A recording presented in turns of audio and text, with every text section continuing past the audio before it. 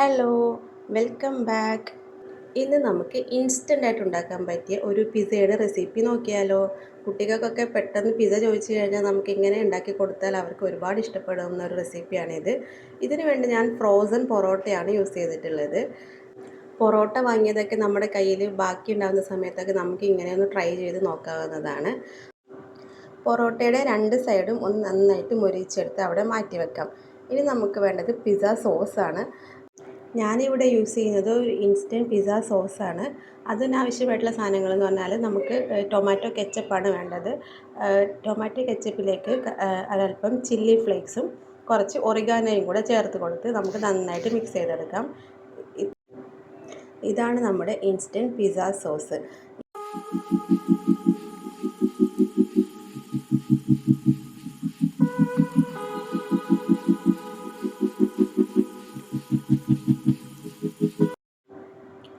ഇനി നമുക്ക് നമ്മുടെ പിസ്സ സെറ്റ് ചെയ്ത് തുടങ്ങാം.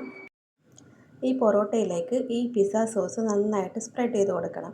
എല്ലാ സൈഡിലേക്കും എത്തുന്ന വിധത്തിൽ നന്നായിട്ട് സ്പ്രെഡ് ചെയ്ത് കൊടുക്കാം. ഇനി ഇതിൽ ഞാൻ ടോപ്പിംഗ്സ് ആയിട്ട് യൂസ് ചെയ്യുന്നത് സോസേജ് പൊരിച്ചതാണ്.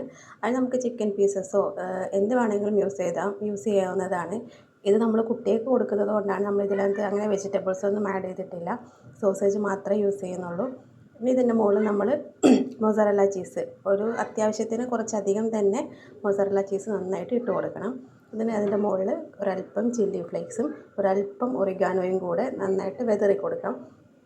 ഇനി നമ്മളിത് ബേക്ക് ചെയ്തെടുക്കണം. ഞാനിവിടെ എയർ ഫ്രയറിലാണ് യൂസ് ചെയ്യുന്നത്.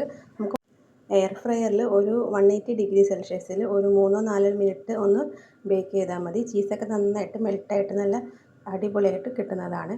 ഫ്രൈ പാൻ യൂസ് ചെയ്ത് നമുക്കിത് ലോ ഫ്ലെയിമിലിട്ടിട്ട് ഒരു 5 മിനിറ്റ് വേവിച്ചെടുത്താൽ ചീസ് മെൽട്ടായി കിട്ടും. അപ്പോൾ നമ്മുടെ ഇൻസ്റ്റൻ്റ് ആയിട്ടുള്ള പൊറോട്ട പിസ്സ ഇവിടെ റെഡി ആയിട്ടുണ്ട്. എല്ലാവരും ട്രൈ ചെയ്ത് നോക്കുക. എല്ലാവരും സബ്സ്ക്രൈബ് ചെയ്ത് സപ്പോർട്ട് ചെയ്യണം. Thank you so much.